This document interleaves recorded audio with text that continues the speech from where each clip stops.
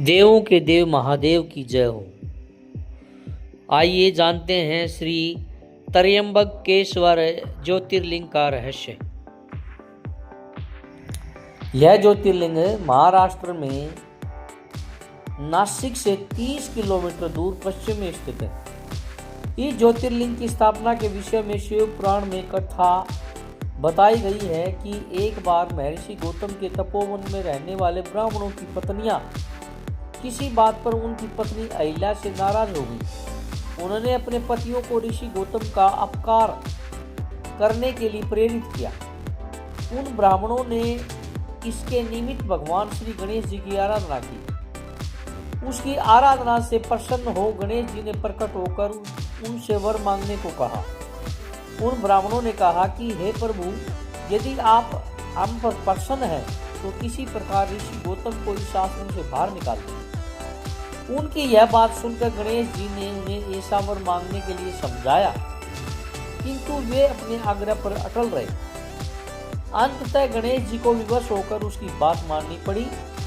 अपने भक्तों का मन रखने के लिए वे एक दुर्बल गाय का रूप धारण करके ऋषि गौतम के खेत में जाकर रहने लगे। गाय को फसल चरते देखकर ऋषि बड़ी नरमी के साथ हाथ में तृण लेकर उसे हाँकने के लिए लपके।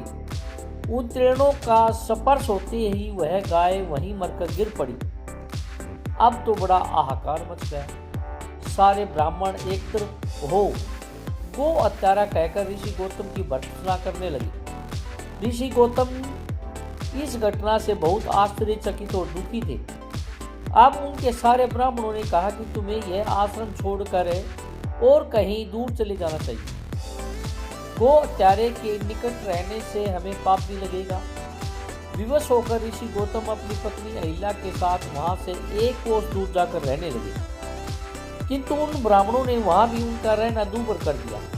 वे कहने लगे, गो हत्या के कारण तुम्हें अब वेद पाठ और यज्ञ आदि के कार्य करने का कोई अधिकार नहीं रह गया। अत्यंत अनुनय भाव से ऋषि गौतम ने उन ब्राह्मणों से प्रार्थना की कि आप लोग मेरे प्रायश्चित और उद्धार का कोई उपाय बताइए।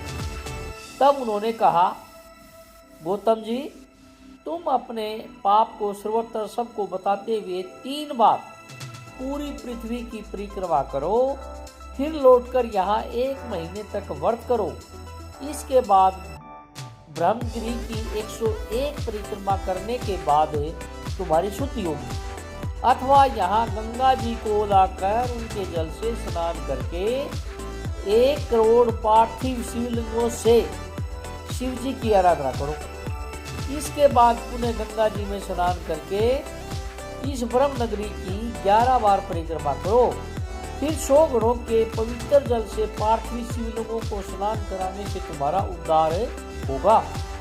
ब्राह्मणों के कथानुसार महर्षि गौतम वे सारे कार्य पूर्ण करके पत्नी के साथ पूर्णतः तल्लीन होकर भगवान शिव की आराधना करने लगे। इससे प्रसन्न हो भगवान शिव ने प्रकट होकर उनसे वर मांगने को कहा। महर्षि गौतम ने उनसे कहा, भगवान, मैं यही चाहता हूँ कि आप मुझे गो हत्या के पाप से मुक्त कर दें। भगवान शिव ने कहा, गौतम, तुम सर्वथा निष्पाप हो। गो हत्या का अपराध तुम पर छल पूर्वक लगाया गया था। छल पूर्वक ऐसा करने वाले तुम्हारे आश्रम के ब्राह्मणों को मैं दंड देना चाहता हूँ। इस पर महर्षि गौतम ने कहा कि हे प्रभु, उन्हीं के निमित्त से तो मुझे आपका दर्शन प्राप्त हुआ है। अब उन्हें मेरा परम हित समझकर उन पर आप क्रोध न करें।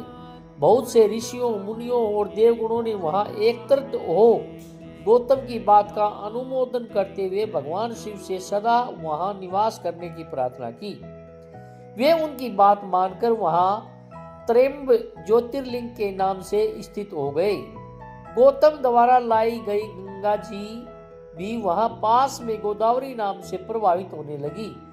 यह ज्योतिर्लिंग समस्त पुण्यों को प्रदान करने वाला है।